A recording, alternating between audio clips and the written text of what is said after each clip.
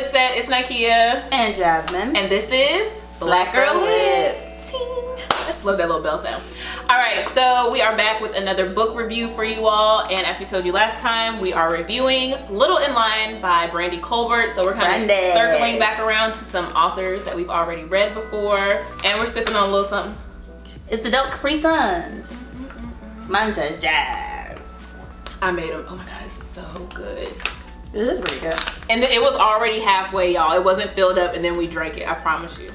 We're not alcoholics. You might be. Because I got a little too tipsy on Father's Day. Oh, yeah, that you did. That you did. Okay, so Little in Lion is her second novel and is the winner of ALA's 2018 Stonewall Book Award. It was named ALA's 2018 Best Fiction for Young Adults and was named a Book of the Month Club selection, a Junior Library Guild selection, and a Best Book of 2017 by Kirkus Reviews, Booklist, Vulture, Bank Street, Bustle, BuzzFeed, Pace Magazine, and 17 Magazine. But you can also see some of Brandy's work in anthologies. She's in about 3 or 4 of them. Her third novel, Finding Yvonne, is now available. It came out in August of 2018. And The Revolution of Birdie Randolph will be available this year. I'm not sure if it's already out or if it's coming out a little bit later this year. She is on the faculty at Hamline University's MFA program in writing for children.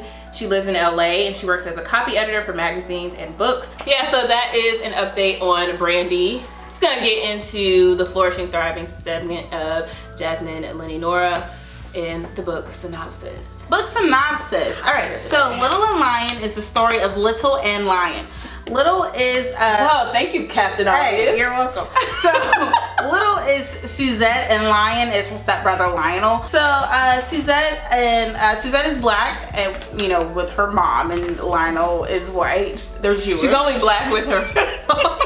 She's only black when she's with her mom. Her mom is not black. Suzette just got back from being in boarding school in Massachusetts, and she's home for the summer.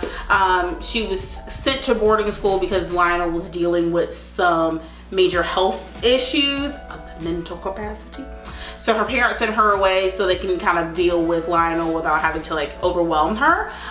So it's kind of like a coming of age story where Little or Suzette's trying to figure out, hey, what's exactly going on with my brother, as well as getting to accept herself, because a lot of things happened while she was at boarding school. So that's a high level view of Little and Lion, trying to deal with this mental health issue that her brother has, as well as trying to deal with her issues over the summer in Los Angeles. All right, Jazz. Valley folk.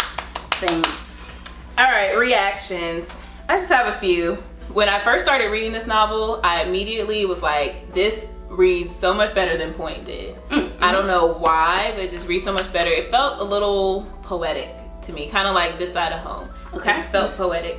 I said it handles the storylines and topics very well. Even though it's a YA book, it doesn't read like a YA book. It doesn't try to sugarcoat the topics. And I like how it flashes back between previous events and in between current events, because actually a few of the books we read kind of have like flashbacks and it confuses you, but I felt this one did it very well because like the past events kind of go with what's going on currently and they all tie together. I put it's not explicit that Suzette is black. Well, it is stated, okay, she's black, but after that she kind of reads as black, and then when I was reading towards the end of the novel, she didn't come off as black to me. I felt it was okay that she didn't exactly continue reading as black to me because it was more focused on the issues, and it's important to see black people dealing with different types of issues. There's so much going on with her, and we'll get to that with major scenes and topics. So reactions. I really didn't have a lot of reactions written down, but from how I reacted, Straight off the dome. The dopies. I do agree with Kea that I feel like the book reads much better than Point did. I think Brandy really hit her stride. Like I said last video, second season, second book, people hit their strides. Brandy hit hers with this one. It was much better, definitely a good flow. I liked that there were so many different facets happening, so many different topics I guess we'll touch on, like this interracial family, there's also they're Jewish, there's these mental health issues, there's sexuality things. There's a lot of different things happening. Now, granted, it could be overwhelming for someone because you think, oh god, this family got a lot going on. Why can't they just have like a couple issues? But it was still good to see, and I think it was very well done. And I started noticing a pattern in the types of books that Brandy writes, because there were some similar themes in this book that kind of relate to not necessarily like eating disorders, but still the mental health type things. I will say that I do agree about Suzette not reading as completely black, except from the fact that she said she had dreads, her brown skin. Right. In describing her, she really didn't sound black, and neither did Emile. But I feel like if you think about it, there's no one way to be black. True. So in a sense, I can appreciate the way that Suzette was written. I'm not saying it was negative or whatever, but she was just a multifaceted person. I think Brandy wrote her very well. I agree. Major scenes and topics. And Jazz already mentioned some. Yep. So we have blended families. Non-typical blended families. Because her mom and Saul are not married, but they live together. Yep. And Lionel and Little have been growing up together. Interracial relationships. Religion. Sexuality and sexual identity. Mental health with bipolar, ADHD, depression. Did I say blended families? Yeah. You did say blended families. Yep. Yeah, those are all the things that I have. I guess in I guess you could say small key bigotry, but not high key bigotry, like low key bigotry, but not because you don't get to really like see it. Yeah, you don't really know. But yeah, the major topics were definitely the mental health thing. That was a big focal point, as well as the blended family aspect, and the sexuality. I think the main thing about the mental health, it wasn't so much that Lionel had these mental health issues. It was how Suzette was dealing with it and how it was affecting her. Because at one point I was like, girl, if you don't just live your life and stop worrying about him, like you're gonna stress yourself out and you gonna have to have some mental health issues. And I wanted to go back to something Jazz said about how it could be a lot for people to read because there's so many issues. Like legit honesty moment. I think I had a little, I'm not clinically diagnosed, haven't been to a doctor, but this is just how I was feeling. I feel like I had a little bout of depression like when I was reading this book. So it was hard for me to read it, but then I was like a glutton for punishment. And I was like, is this book like triggering some things in me? So I was just having like a rough day or a rough week, and I just got into this weird headspace. So I will say that it can be really heavy to like read stuff like this. Hashtag triggering. Right, when you are dealing with stuff really crazy. Yeah. In relation to the sexuality, I can't remember where the quote was, but I did read it.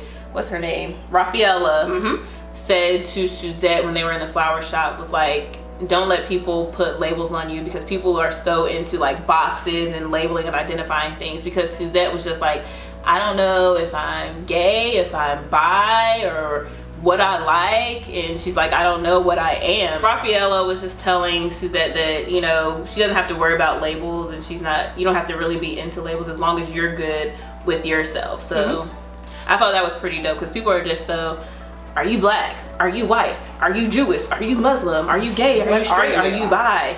I'm me. Like, I'm doing what makes me happy. Exactly. And I think that was a big piece. So I'll do my major scenes. So obviously one of the big key, high key scenes is there's two of them.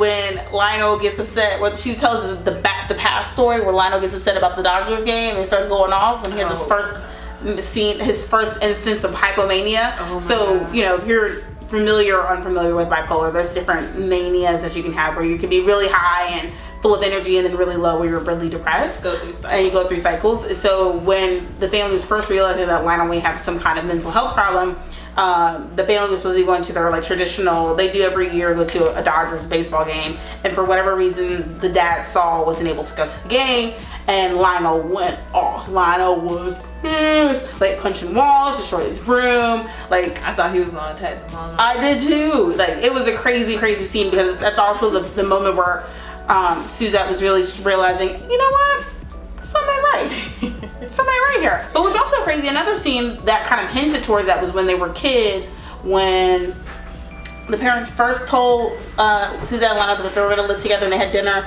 at Lionel's house, and Lionel broke the lamp. and Suzette took the blame for it. That could have been a foreshadowing scene to let you know that, you know what, young Lionel got some issues. Oh, the other major scene is when Lionel disappears at the end. Oh yeah, that was crazy, but it was kind of too wrapped up in a bow. Here we are. Yeah, it was wrapped up in a bow. Oh, I did want to mention, this is not a major scene, but it does deal with young adults like drinking a lot and smoking. Yeah, which is, I just want to know, where are these parents? Okay, like this one girl, Alicia, had a whole party at her house with beer kegs and stuff, and I'm like, that's not real life. Like, it's good for books and movies, but I've never, like, we've been to a party and, you know, we've gotten bottles when I was underage, but not to the capacity of this.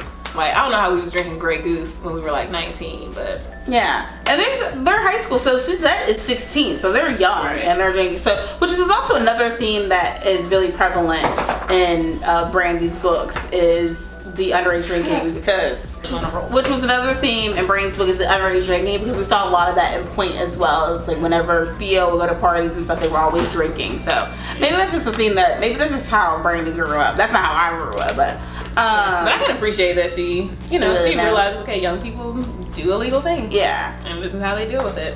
The scene, that was another past scene when Suzette was at school and the whole door situation. So Suzette was in a kind of incandescent, there was an incandescent relationship with her roommate Iris, and this is what kind of caused Suzette to kind of question her sexuality, because she was having, you know, some fun at night with her roommate.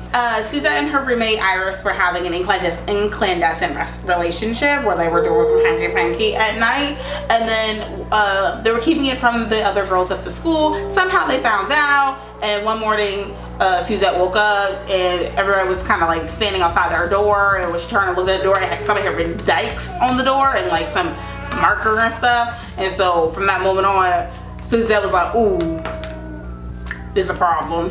Yeah, but the thing about it was Iris was out. Suzette was unsure. Yeah, and Suzette was closeted. Yeah, Suzette was only doing things when they were drunk, though. She said only when they were drinking. So some nasty products. I thought of Burnett. Yes, Burnett flavored vodka. At first, when I was reading the book and found out like her parents sent her to a boarding school, I was like, ew. Right. Like, but then I realized, oh, okay, it wasn't her. They were dealing with these new mental health issues with Lionel and. And when you get the flashback, you see that Suzette had really taken on like being Lionel's caretaker, which she didn't need to. Speaking of, what were your thoughts and feelings on the end with her decision about boarding school? Oh, I can mention that in my rating. Okay. Because that has to do with my rating. Okay, cool. So now we're gonna rate our book. Favorite part. Rate the book. We're gonna rate that book. Oh. Rate the book. We're gonna rate that book. Alright, so you all know our scale. We have sober, which means the book was whack. We have buzz, which means the book was eh. We have tipsy, which means the book was good, but it wasn't lit, which means we really like that book. She didn't know I was going there. She did not know I was going there. Oh, Jazz, would you like to rate first? You know, this is my book. Okay. I'll rate first. So, I was toiling and you know, it was just a lot waiting on me, even though I just finished the book today. But legit, the whole time reading the book, like, I like this. When am I gonna rate it? I gave the book a tipsy. Tipsy. One reason I gave it tipsy is because the end of the book is just, like I said, it's too perfect, wrapped up, tied in a bow. Like, Lionel goes off, he's gone for like 2 or 3 days, and then they find him and he goes to the hospital, gets medicine, and then stuff happens. Like, trying to get away in the book. We're trying not to do that. Oh well, spoiler alert, sorry. And then Suzette makes the decision to go back to boarding school. I thought that was dumb. Like, she could have handled, I know she went to see Iris, like maybe she could have gone out there and talked to her over the summer, but I really feel like she should have stayed at home. She had developed this relationship with one of her long lifetime friends, and then it was like she just kind of left him, and I don't know, it was too much. I feel like she was leaving one undone situation to go to another undone situation, and I feel like she needed to close things with Emil and close things with Iris. It was just a lot, and it was just too perfect again. And then her mom, like, she told her mom, she came out to her mom randomly, and her mom was just like, oh, I'm sorry that this happened to you. Like, she came out to her mom by telling her what happened with Iris, and her mom was just like, okay.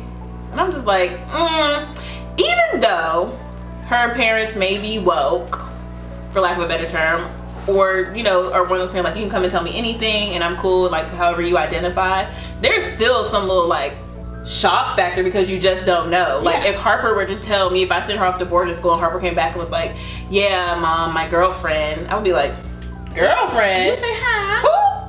And I wouldn't be like, oh, you don't need to be, I would just be shocked. You know, there's still some shock factor, so I feel like that was too unrealistic that her mom had zero shock factor. Like, it was just, she already knew she was bi or lesbian or whatever. Yeah. So I gave the book a tipsy because the ending was just non-satisfactory. Okay.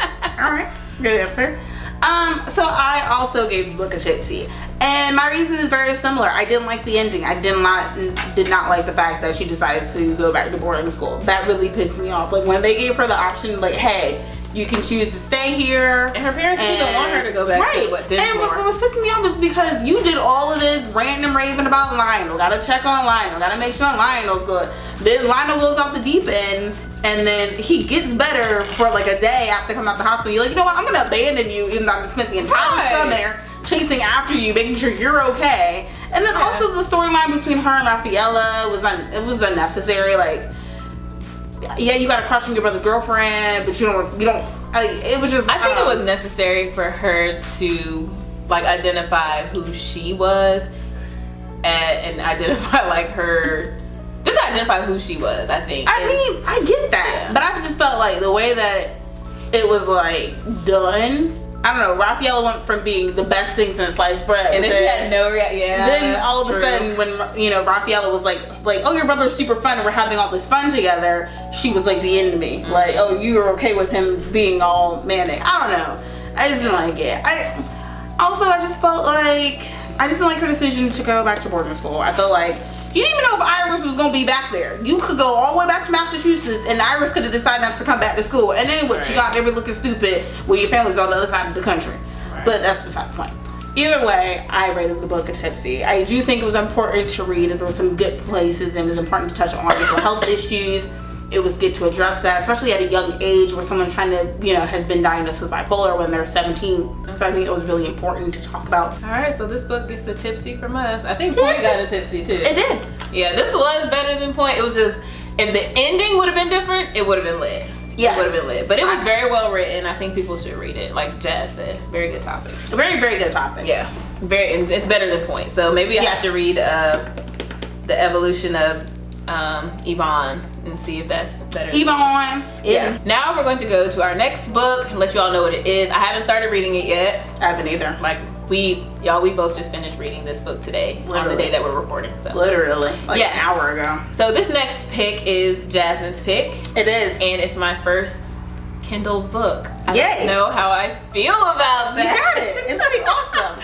So it is called When My Soul Met a Thug. So we're going to see some urban fiction, y'all. Because by Jessica Watkins. I felt like we had to throw some urban fiction in there. We cannot read authors of color and not sprinkle in a little bit of drug dealer, thug, N-word, murder, kill, shoot my bang bang type stuff. Though I like this little. Y'all see this eye makeup? Maybe I'll create this look for the video. Get a glossy black eye. Get a glossy black eye. Get your hair done. And I think it's only available on Kindle. So if you want to read this with us, and it's only a couple dollars. I think it was like I think it was like $1, maybe $2. Yeah. So I haven't started reading it yet. So yeah. Oh, it has a little synopsis and about the author already in there. See, girl, you're sleeping. Girl, you've been sleeping on it. But I just like to touch them. You are touching. And that's it for today, y'all. If you enjoyed this video, make sure that you give us a thumbs up. Make sure you subscribe to my channel because this is where Black Girl Lit lives and thrives. Follow us on Instagram at blackgirllit_YT. Follow Jasmine at Lenny Nora. Follow me at Kea Jalen, just for everything wonderful and Black Girl Lit-ish.